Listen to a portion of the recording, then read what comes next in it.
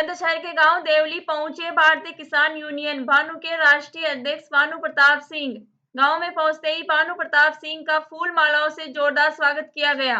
सभा को संबोधित करते हुए भानु प्रताप सिंह ने देश के जवानों, पुलिसकर्मी, पत्रकारों के लिए सरकार से अहम और बड़ी मांग रखी और कामरान खान को पुणे राष्ट्रीय संगठन प्रमुख मंत्री, अफसान प्रिंस को राष्ट्रीय उपाध्यक्ष, प्रशांत पंडित को उत्तर प्रदेश संगठन मंत्री, दिलशाद सोलंकी को उत्तर प्रदेश उपाध्यक्ष एवं ग्राम प्रधान सदाकत सोलंकी को राष्ट्रीय सचिव नियुक्त किया। वहीं देश के प्रधानमंत्री से मांग की किसान आयोग का गठन हो जिसके अध्यक्ष व सदस्य किसान हो, सदस्य सभी किसान हो, राजनेता नहीं हो। किसानों का जो 75 वर्षों की किसान विरोधी नीतियों की वजह से कर्जा हो गया है वह संपूर्ण कर्जा माफ किया जाए। किसानों को दुर्घटना में जीवन यापन भत्ता 1 करोड़ रुपए, पुलिस कर्मियों को शहीद होने पर 2 करोड़, लोकतंत्र का चौथा स्तंभ मीडिया कर्मी को रिपोर्टिंग के समय शहीद होने पर 4 करोड़ रुपए दिए जाए। राह सुरक्षा में लगे जवान जैसे वायु सेवा, थल सेना, नौसेना, सीआरपीएफ, बीएसएफ व अन्य अर्धसैनिक व बल शहीद हो तो 5 करोड़ रुपए भत्ता ज्ञापन दिया जाए। संपूर्ण देश के सभी किसानों की बिजली सिंचाई हेतु पूर्ण रूप से माफ किया जाए। निजीकरण में किसी भी विभाग को न दिया जाए। शहर में आज भारतीय किसान यूनियन भानु के राष्ट्रीय अध्यक्ष भानु प्रताप सिंह जी का आगमन हुआ है। आज क्या कार्यक्रम है, सबसे पहले मेरे साथ मौजूद है खुद अध्यक्ष जी। सर, आज का जो कार्यक्रम है क्या है आपका? ऐसा है, मैं भानु प्रताप सिंह, राष्ट्रीय अध्यक्ष भारतीय किसान भानु और राष्ट्रीय अध्यक्ष किसान क्रांति दल। हमारा इस समय पूरे भारत में संगठन को मजबूत करने का, संगठन को बढ़ाने का और अपने पुराने पदाधिकारियों को जगाने का प्रोग्राम इसलिए चल रहा है कि अब की बार हम चाहते हैं कि केंद्र सरकार हमारी मांगों को पूरा करे। जो हमारी मांग है उसका मांग पत्र हमने आपको आज सौंपा है। मीडिया बुलंदशहर के माध्यम से वो प्रधानमंत्री तक जाएगा। मेरा पहला सवाल है, आपने बताया कि यहाँ संगठन को मजबूत किया जा रहा है, तो आज देवली गांव में है तो यहाँ किस किस को क्या क्या पद दिया गया है? आज हमने श्री हमारे कामरान खान तो राष्ट्रीय प्रमुख संगठन मंत्री पहले से हैं। आज हमने श्री सदाकत सोलंकी जो ये हैं प्रधान जी, इनको राष्ट्रीय सचिव और दिलशाद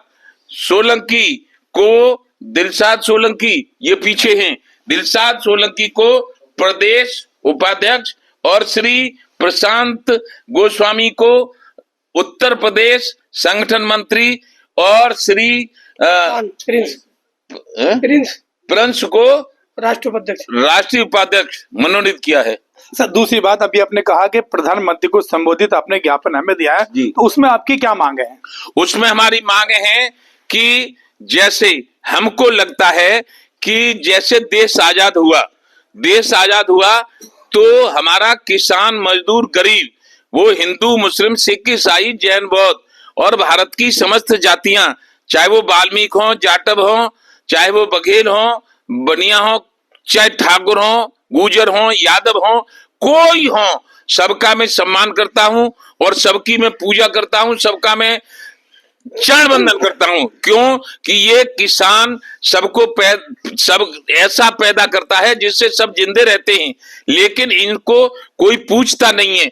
न जैसे उद्योगपति एक अपनी कार बनाता है, कार की कीमत लगाता है, बस बनाता है तो बस की कीमत लगाता है, मोटरसाइकिल बनाता है तो मोटरसाइकिल की कीमत लगाता है, और हम गेहूं बनाते हैं और कीमत हमारी सरकार लगाती है, हम गन्ना बनाते हैं, कीमत सरकार लगाती है, हम धान बनाते हैं, कीमत सरकार लगाती है।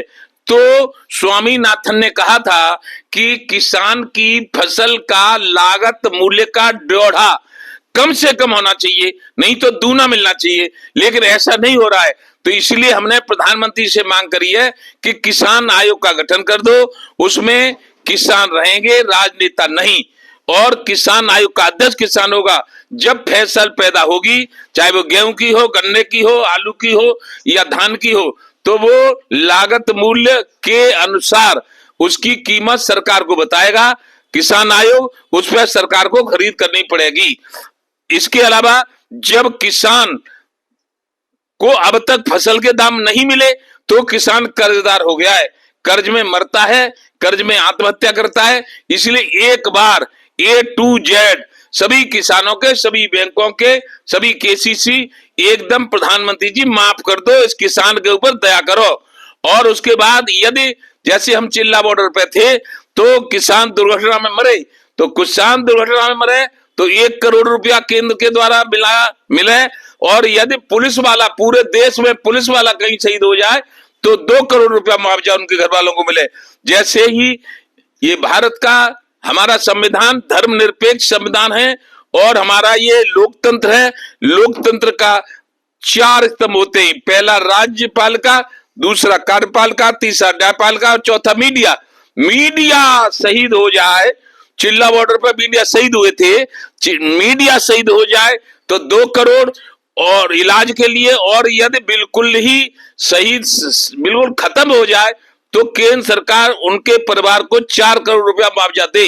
जैसे अब देश आजाद रखना है तो देश आजाद रखने के लिए थल सेना, जल सेना, वायुसेना, बॉर्डर सिक्योरिटी फोर्स, चाहे किसी भी देश का हमला हो वो मरते हैं लेकिन देश को आजाद रखते हैं।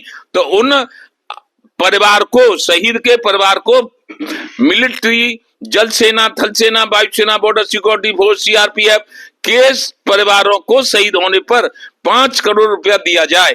अब हम चर्चा सुन रहे हैं कि जहाजों को प्राइवेट में देंगे, रेल को प्राइवेट में देंगे, बिजली को प्राइवेट में देंगे। तो भी सरकार काय को बनी, काय को लोकतंत्र बना।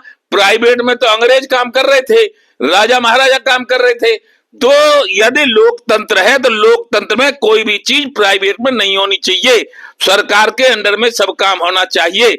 और सरकार नौकर बनावे और नौकर काम न करे तो सस्पेंड करे, और जो सरकार काम नहीं करेगी उसे हम सस्पेंड कर देंगे। जय जय श्री राधे। ये थे मेरे साथ भारतीय किसान यूनियन भानु के राष्ट्रीय अध्यक्ष भानु प्रताप सिंह। इनका साफ तौर पर कहना है कि बुलंदशहर आगमन पर आज इन्होंने जो है अपने कार्यकर्ता बनाए हैं, संगठन को मजबूत किया है। दूसरी तरफ इन्होंने प्रधानमंत्री को एक संबोधित ज्ञापन भी दिया है जिसमें इनकी साफ तौर पर मांग है कि जिस तरह से जो है किसानों की फसल है उसकी जो आय है और किसानों पर जो कर्ज है उसको माफ किया जाए, और जितने भी बॉर्डर पे शहीद होते हैं यानी कि चारों स्तंभ के, आर्मी, सेना हो, पत्रकार हो, पुलिसकर्मी हो, सबको मुआवजा दिया जाए। मैं अपने सहयोगी महिमा शर्मा के साथ वसीम सिद्दीकी, तेज लाइव न्यूज।